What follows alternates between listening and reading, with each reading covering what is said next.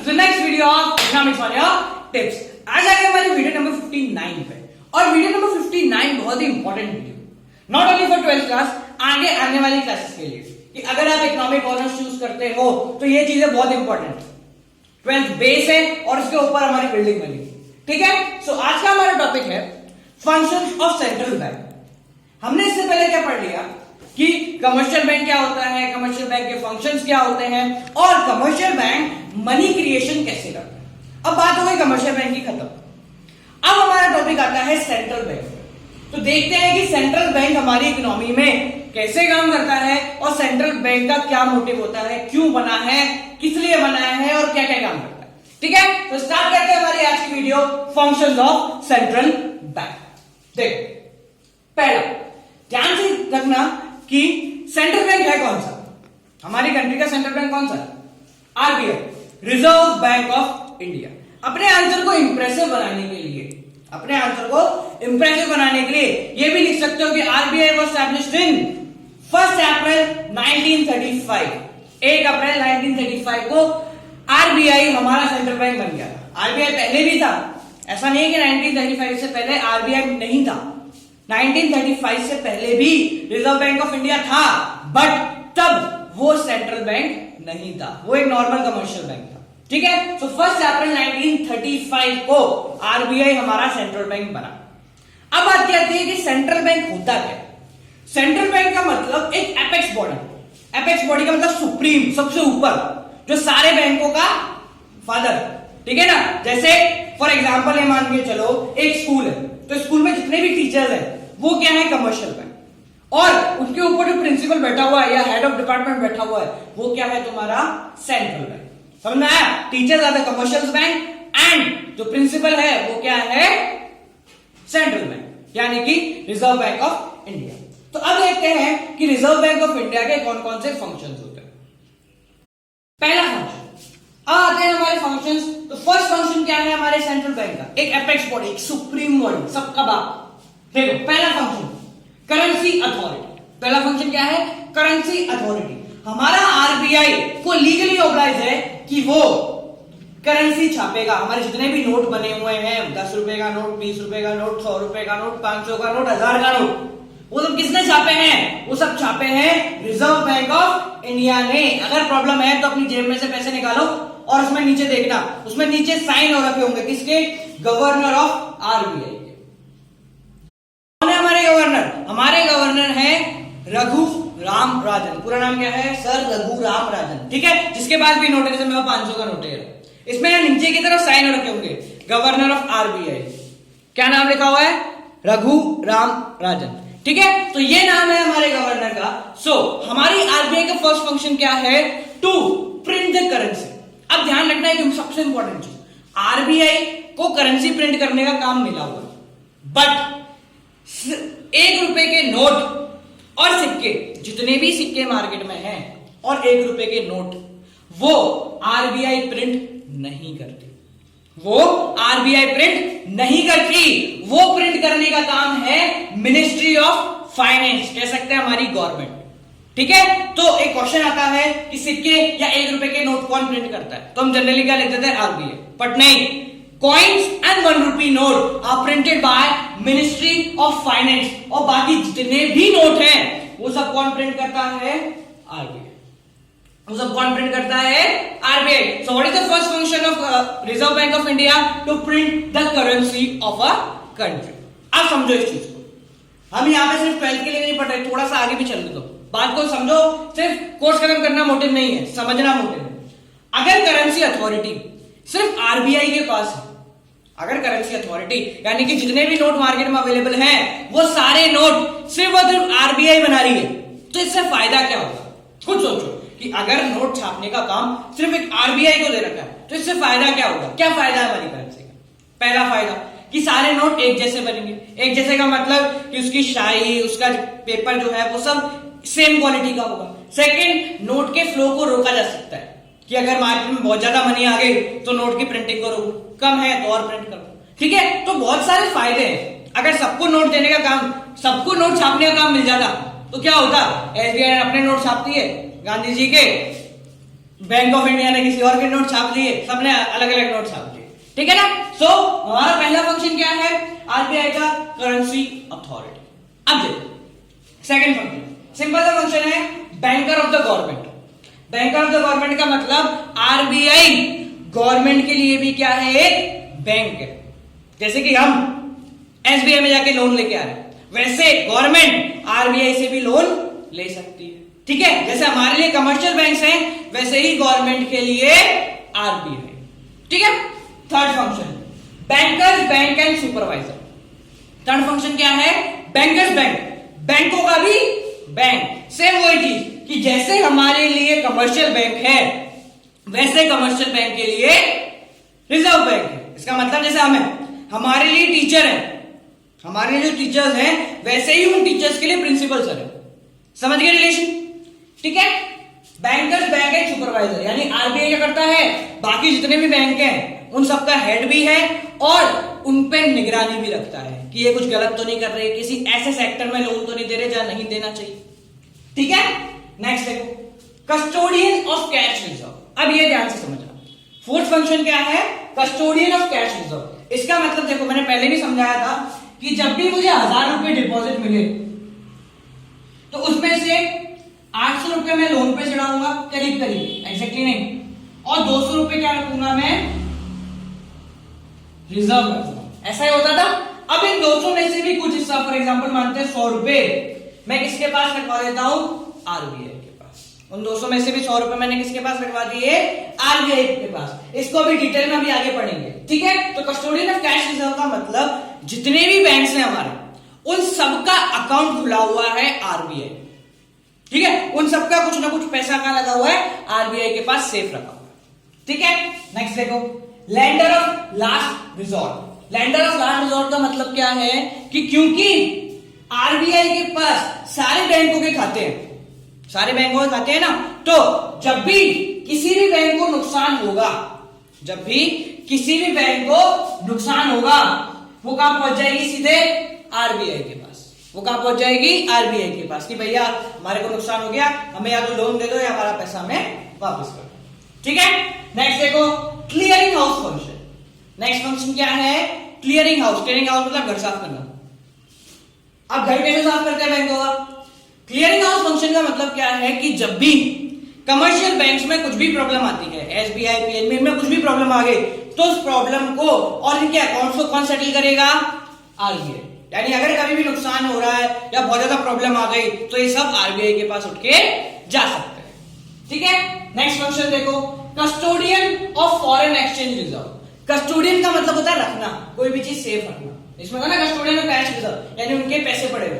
Custodian of foreign exchange reserve का मतलब RBI के पास फॉरेन एक्सचेंज पड़ा रहता है। फॉरेन एक्सचेंज का मतलब डॉलर, पाउंड और जितनी भी अलग करेंसीज है ना, वो सब आरबीआई के पास रखी हुई है, थोड़ी थोड़ी, जब जरूरत पड़ती है वो निकाल देती है, ठीक है। ये था कस्टोडियन ऑफ कैश रिजर्व। अब देखो ध्यान से, अब इसके बाद हमारा last function, controller of money supply and credit. ध्यान रखो, अभी ये फंक्शन बहुत बड़ा है, ये फंक्शन बहुत बड़ा है। तो एक काम करते हैं, इस बोर्ड को रब करते हैं और इस फंक्शन को, ध्यान रखना फंक्शन ही पढ़ रहे हैं सेंट्रल बैंक, पर इस फंक्शन को थोड़ा सा डीप में जाके पढ़ते हैं, क्योंकि ये फंक्शन इस चैप्टर में भी काम आएगा और आगे आने वाले चैप्टर्स में भी इसी फंक्शन के बारे में डिस्कस किए। तो अब देखते हैं, इस फंक्शन को यहां लेके आते हैं और ये वाला फंक्शन पढ़ते हैं, controller of money supply and credit.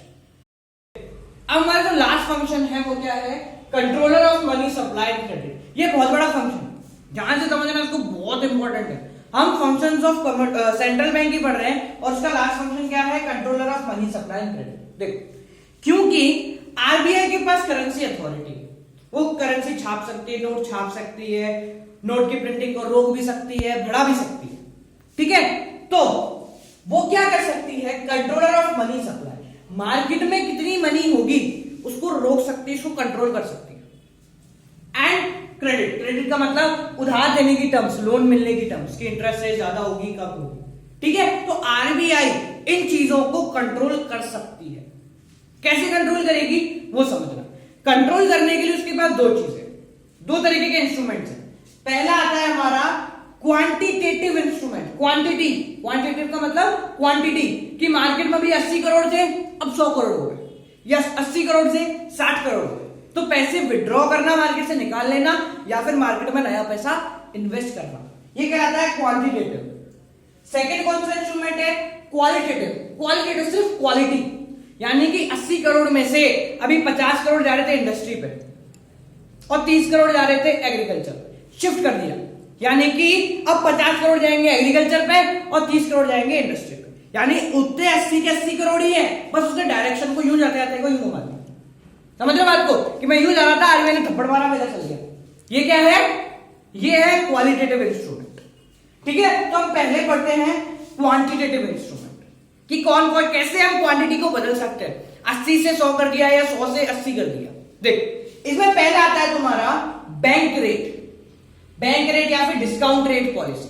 Bank rate या फिर डिस्काउंट रेट पॉलिसी। तो देखो, 3 लोग मानते हैं, एक है हम कस्टमर, एक है पीएनबी और एक है हमारा आरबीआई। अब ध्यान रखना, ये डिस्काउंट रेट या बैंक रेट कौन सी वाली है? देखो, जब भी पीएनबी को जरूरत पड़ेगी पैसे की, वो किसके पास जाएगी? आरबीआई के पास। वो किसके पास भागी? सीधे आरबीआई के पास। समझना इस चीज को, बहुत इंपॉर्टेंट चीज है। देख, फॉर एग्जांपल मानते हैं कि आरबीआई ने पीएनबी को लोन दिया। आरबीआई ने पीएनबी को क्या दिया? लोन, और बदले में इंटरेस्ट ले लिया 10% का। बदले में इंटरेस्ट ले लिया कितना? 10% का। अब जब यही लोन पीएनबी हमको देगी, यही लोन पीएनबी हमको देगी, तो हमसे वो कितना परसेंट इंटरेस्ट लेगी? कम से कम 12 से 13%। बीच का अपना मार्जिन भी तो रखेगी ना, 12 से 13%। अब देखो ध्यान से, अगर आरबीआई को लगता है कि मार्केट में पैसा बहुत ज्यादा है, तो वो क्या करेगी? इस इंटरेस्ट रेट को बढ़ा के कितना कर देगी? 12। जब इसने 12 कर दिया, तो पीएनबी को भी मजबूरन कितना करना पड़ेगा? कम से कम 14। आरबीआई ने 12 करा, पीएनबी ने कितना कर दिया? 14। अब देखो, पहले मुझे 12% इंटरेस्ट चुकाना था, अब मुझे 14% इंटरेस्ट चुकाना है, तो मैं लोन लूंगा क्या? नहीं लूंगा। मैं लोन लूंगा क्या? नहीं लूंगा। मैंने क्या करा? लोन लेना बंद कर दिया, तो मार्केट से मनी ऑटोमेटिकली क्या हो गई? कम हो गई। पहला फंक्शन क्या करा? आरबीआई ने अपनी रेट बदली, जिससे मजबूरन कमर्शियल बैंक्स को भी अपनी रेट बदलनी पड़ गई, और सीधा प्रेशर किस पे आया? हम लोगों के ऊपर। अगर हम लोग लोन नहीं लेंगे, क्योंकि इंटरेस्ट 14% हो गया 12 के, तो हमने लोन लेना बंद कर दिया। जब हम लोन लेंगे ही नहीं, तो कमर्शियल बैंक कैसे मनी क्रिएट करेगी? कैसे क्रिएट करें? हमने पिछले वाले में देखा ना कि हमें लोन दे देगा, वो पैसा कमा रही है। तो अगर हमने लोन लेना बंद कर दिया, तो पैसा कैसे कमाएगी? सब फर्स्ट फंक्शन समझ गए? तो इससे क्या करा? मार्केट में से पैसा कम हो गया, या बढ़ा भी सकती है। बढ़ाने के लिए क्या करेगी? इस 12% को 8% कर दिया, तो इसमें 14 को कितना कर दिया? 10। पहले 14% इंटरेस्ट देना पड़ता था, अब सिर्फ 10 देना पड़ता है। लेते जाओ, समझ गए पहला फंक्शन। सेकंड फंक्शन देखो, ओपन मार्केट ऑपरेशन। अब देखना, समझना इसको ध्यान से। ओपन मार्केट ऑपरेशन का मतलब क्या होता है कि आरबीआई को अथॉरिटी है, पावर मिली हुई है कि वो गवर्नमेंट की सिक्योरिटीज को, जैसे गवर्नमेंट के ट्रेजरी बिल्स हुए, प्रॉपर्टीज हुई, उनको वो बेच भी सकती है और सामने से खरीद भी सकती है। समझना इस चीज को ध्यान से। आरबीआई को ये अथॉरिटी है कि वो गवर्नमेंट की चीजों को बेच भी सकती है और खरीद भी सकती है। तो देखो, अगर आरबीआई को लगता है कि मार्केट में पैसा बहुत ज्यादा है, सबके पास पैसा है, तो वो क्या करेगी? गवर्नमेंट की सिक्योरिटी को बेच देगी। बेचने से क्या हुआ? जैसे उसने कमर्शियल बैंक को बेच दी, हम मानते हैं बैंक ऑफ इंडिया वाले को बेच दी, बेची, तो बैंक ऑफ इंडिया वाले ने क्या करा? पैसा सारा कहां दे दिया? आरबीआई को। और तो आरबीआई के पास पैसा आ गया, तो उसने वो पैसा साइड में पटक दिया, तो मार्केट से पैसा क्या हो गया? निकल गया। समझ में आया? अगर आरबीआई को लगता है कि मार्केट में पैसा है ही नहीं, तो वो उसके पास जाएगी, बैंक के पास, बोले आपकी सिक्योरिटी जो हमने रखवाई थी वो ले लो वापस, और गवर्नमेंट की सिक्योरिटी वापस खरीद ली। जैसे ही उसने खरीदी, आरबीआई ने उसका पैसा कमर्शियल बैंक को हैंड ओवर कर दिया, और जैसे उनके पास पैसा बहुत सारा आ गया, उन्होंने लोन देना चालू कर दिया। समझ गए? थर्ड फंक्शन, ये सबसे इंपॉर्टेंट है, legal reserve requirement. Legal reserve requirement का मतलब हमने पहले पढ़ लिया, एलआरआर। आप भी समझ लो बहुत ध्यान से, अब इसको थोड़ा डीप में पढ़ रहे हैं। जब मुझे 1000 रुपए का डिपॉजिट मिला, तो मानते हैं कि उस 1000 में से मैं सब कुछ लोन पे नहीं दे सकता, तो मैंने क्या करा? 800 रुपए तो लोन पे चढ़ा दिए, 200 रुपए क्या करे, एज अ रिजर्व मेरे पास रख लिए। 200 रुपए क्या करे, एज अ रिजर्व मेरे पास रख लिए। वो 200 रुपए क्या कहलाते हैं, LRR, लीगल रिजर्व रिक्वायरमेंट या फिर लीगल रिजर्व रेशो। अब देखो इन 200 रुपए को क्या करेगा, इन 200 रुपए से बैंक जो 200 रुपए उसे अलग से पटक लिए, उन 200 रुपए से क्या करेगा, मैं क्या करेगा वो समझना। इस 200 रुपए को 2 हिस्से में तोड़ेगा, 2 हिस्से में तोड़ेगा, 100 रुपए मान के चलते हैं। उसने क्या करा, इन 200 रुपए को 2 हिस्से में तोड़ दिया, 100 रुपए एक तरफ, 100 रुपए एक तरफ। ये एक 100 रुपए वो गया और उसने जाके कहां जमा करा दिए, RBI। कहां जमा करा दिए, RBI। अभी हमने एक फंक्शन पढ़ा था कस्टोडियन ऑफ कैश रिजर्व, वो ये वो 100 रुपए से क्या करा दिए, RBI में जमा करा दिए। जो जमा कराए हैं उसको हम बोलते हैं कैश रिजर्व रेशो। कितना परसेंट जमा कराएंगे, हमने 50% बोला इन दोनों का, यानी कि ये जितना, ये अगर 20 है तो ये कितना हो गया, 10%। ठीक है, तो जितना परसेंटेज उसने RBI में जमा कराया वो क्या कहलाता है, कैश रिजर्व रेशो।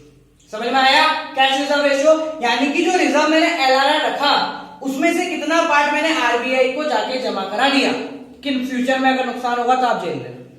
ठीक है, अब देखो दूसरा, जो बाकी 100 रुपए बचे, ये 100 रुपए क्या करता है, कमर्शियल बैंक अपने पास रख लेगा। क्यों रख लेगा, कि जब भाई सामने वाला बंदा ATM से पैसे निकालेगा तो उसके पास पैसे आने चाहिए ना, तो ये 100 रुपए यहां से आते हैं। वो सारे पैसे कहां से आते हैं, यहां से। इसको हम बोलते हैं SLR, statutory liquidity ratio, SLR। ये कमर्शियल बैंक क्या करता है, अपने पास रखता है। क्यों अपने पास रखता है, कि कल को कोई नुकसान हो गया या कल को कोई ATM से पैसे निकालने आया तो उसको पैसे कहां से देंगे, यहां से।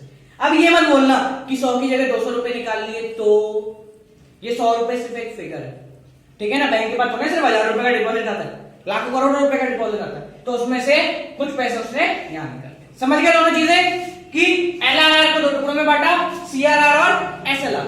CRR RBI के पास जमा करा लिया और SLR उसने खुद रख लिया फॉर द पर्पस कि ATM से पैसे जो निकालेगा या फिर जो भी अमाउंट विड्रॉ होगा वो यहां से निकलेगा। समझ में आ गया, ये क्या हमारी क्वांटिटेटिव, इसमें सब में मनी का फ्लो बदल रहा है, या तो कम कर दिया या फिर ज्यादा कर दिया। सेकंड देखते हैं हम क्वालिटेटिव इंस्ट्रूमेंट, कि सिर्फ मनी का डायरेक्शन बदला। ठीक है, तो देखते हैं अब क्वालिटेटिव इंस्ट्रूमेंट। क्वालिटेटिव इंस्ट्रूमेंट का मतलब वापस समझा रहा हूं कि हम क्या कर रहे हैं, सिर्फ डायरेक्शन बदल रहे हैं, कि मनी यहां से उठ के इधर चला गया, कम नहीं हुआ या ज्यादा नहीं हुआ, इधर से उठ के इधर चला गया। तो कौन कौन से इंस्ट्रूमेंट यूज करते हैं, पहले आता है मार्जिन रिक्वायरमेंट। मार्जिन रिक्वायरमेंट का मतलब, मार्जिन का मतलब सबको पता है। जैसे फॉर एग्जांपल देखो, ये क्या हमारी बिल्डिंग, गोल बिल्डिंग, ठीक है, और ये मैं इसके लिए लोन लेने गया बैंक के पास। बिल्डिंग की कीमत 1 लाख रुपए, मैंने 1 लाख रुपए की बिल्डिंग बैंक को दी कि मुझे लोन चाहिए, तो बैंक मुझे कितने का लोन देगा, ज्यादा से ज्यादा 80,000, ज्यादा से ज्यादा कितना देगा, 80,000 का। जो ये 20,000 का डिफरेंस है, इसको मैं कहता हूं मार्जिन। इसको मैं क्या कहता हूं, मार्जिन। यानी कि मैंने सिक्योरिटी 1 लाख की दी और बदले मुझे लोन 80,000 का मिला, तो बैंक ने कितना मार्जिन रख लिया, 20,000 का। ठीक है, तो मार्जिन रिक्वायरमेंट कैसे फर्क पड़ता है, देखो अगर RBI को लगा कि मार्केट में पैसा बहुत ज्यादा है, सब लोग लोन ले रहे, तो उसने क्या कर दिया, इस मार्जिन को बढ़ा दिया। इस मार्जिन को बढ़ा के मान लो कर दिया 50,000 रुपए या 60,000 रुपए कर दिया। कितना कर दिया, 60। यानी 1 लाख की सिक्योरिटी रखोगे तो 60,000 का मार्जिन तो पहले हटा दो, यानी कि मुझे लोन कितना मिलेगा, कुल 40,000। 1 लाख की बिल्डिंग रख रहा हूं, बदले मुझे कितने मिल रहे हैं, 40,000 रुपए। तो कोई लोन लेगा क्या, कोई लोन नहीं लेगा, सिंपल, लोन लेना बंद हो गया। ठीक है, तो मार्जिन की रेट बढ़ाने से लोन लेने वाले लोग कम हो गए, और मार्जिन की रेट कम करने से, यानी मैंने मार्जिन खत्म कर दिया कि 1 लाख की चीज रखो, बदले में 1 लाख का लोन ले जाओ, सब ले लेंगे, कोई प्रॉब्लम नहीं। समझ में आया मार्जिन रिक्वायरमेंट। नेक्स्ट जो आता है वो तुम्हारा बोलने में थोड़ा अजीब सा है, जिसको हम बोलते हैं मॉरल सुजैन। मॉरल सुजैन, इसको बहुत सारे नाम अलग है, सुएसन भी बोलते हैं और पता नहीं क्या क्या बोलते हैं। मॉरल सुजैन का मतलब समझ लो। सेकंड इंस्ट्रूमेंट क्या है, मॉरल सुजैन। मॉरल सुजैन का मतलब मैं एडवाइस दूंगा, मैं क्या करूंगा, एडवाइस दूंगा किसको? आरबीआई ने एडवाइस करा कमर्शियल बैंक को कि आप यहां पे मत करो, यहां पे लोन मत दो, लोन दोगे तो प्रॉब्लम होगी। उसने क्या करा? एडवाइस करा कि आप हमारी पॉलिसी के अकॉर्डिंग चलो और काम करो। तो वो क्या कहलाता है? मॉरल सुसाइड, कि आप इस सेक्टर में लोन मत दो, दूसरे सेक्टर में भले जितना देना दे। ठीक है, लास्ट देख, सिलेक्टिव क्रेडिट कंट्रोल, इसको हम बोलते हैं credit rationing. Credit rationing, rationing का मतलब कि किस पे कितना। तो सिलेक्टिव क्रेडिट कंट्रोल का मतलब क्या है? यहां पे मॉरल सुसाइड में तो आरबीआई ने बोला था कि आप ऐसा कर लो, आपके लिए अच्छा रहेगा, ठीक है, इकोनॉमी के लिए अच्छा रहेगा। बट सिलेक्टिव क्रेडिट कंट्रोल में आरबीआई ने एक पॉलिसी निकाल दी कि इस सेक्टर में 10 करोड़ से ज्यादा का लोन आप नहीं दे सकते, कुछ भी कर लो, इससे ज्यादा का लोन नहीं देना। तो वो क्या है? पॉलिसी निकाल दी कि इस सेक्टर में इतना, इस सेक्टर में इतना। ठीक है, तो वो क्या हो गया? Selective credit control. RBI change कर सकती है कि अगर इकोनॉमी डाउन हो रही है तो बोला जिसको जितना लोन दे सकते हो दे दो, इकोनॉमी बहुत ज्यादा अप हो रही है तो क्या करेगी कि इस सेक्टर में 10 करोड़ का दो, इस सेक्टर में 5 करोड़ का लोन दो। इससे क्या हो गया? मार्केट में से एक्स्ट्रा मनी एब्जॉर्ब हो गया, खत्म हो गया, पता भी नहीं चला, मार्केट का डायरेक्शन क्या हो गया? बदल गया। ठीक है, तो ये है हमारे कमर्शियल बैंक्स के सारे फंक्शन। शुरू के 7 फंक्शन हमने पढ़े और उसके बाद controller of money supply and credit, इसमें ये और ये क्वांटिटेटिव एंड क्वालिटेटिव इंस्ट्रूमेंट्स के भी फंक्शन पढ़ लिए। एक छोटा सा टॉपिक और रहता है, उस टॉपिक को खत्म करते हैं और उस चैप्टर को भी समाप्त करते हैं। तो वो हमारा टॉपिक है repo rate and reverse repo rate. तो क्या है वो? अब देखते हैं। पहले देखते हैं रेपो रेट। ध्यान रखना, फटाफट समझते हैं इसको, से समझने की चीज। रेपो रेट का मतलब क्या होता है? ध्यान से समझो। ये RBI commercial bank, commercial bank को हो गया नुकसान, जिसको हम बोलेंगे शॉर्टफॉल, नुकसान हो गया। वो किसके पास गई? आरबीआई के पास। आरबीआई के पास गई लोन लेने। तो आरबीआई ने क्या कर दिया? इसको लोन दे दिया। कमर्शियल बैंक को नुकसान हुआ, उसने आरबीआई से लोन लिया। अब लोन लिया है तो इंटरेस्ट चुकाना पड़ेगा, तो जो इंटरेस्ट वो चुकाएगी उस इंटरेस्ट को हम बोलते हैं repo rate. The rate at which commercial bank borrows money from RBI या central bank is known as repo rate in case of shortfall or deficit। समझ गए रेपो रेट का मतलब? कि अगर कमर्शियल बैंक को नुकसान होता है और वो आरबीआई के पास पैसा मांगने जाती है, तो जिस रेट पे उसे पैसा मिलता है वो क्या कहलाता है? Repo rate. इसका उल्टा, चल उल्टा, रिवर्स रेपो रेट। अब लोन यहां ही जा रहा, लोन उल्टा जा रहा, यानी कि कमर्शियल बैंक आरबीआई को लोन दे रही है। ऐसा होता है कि कभी? खुद सोचो, कमर्शियल बैंक आरबीआई को लोन दे रही है, ऐसा होता नहीं है। बट कभी कभी आरबीआई जस्ट बिकॉज ऑफ कि मार्केट में पैसा बहुत ज्यादा है, थोड़ा सा पैसा कमर्शियल बैंक से ले लेगी, थोड़ा सा पैसा कमर्शियल बैंक से ले लेगी। हमने एक पढ़ा था ना अभी, सीआरआर वाला पार्ट पढ़ा था।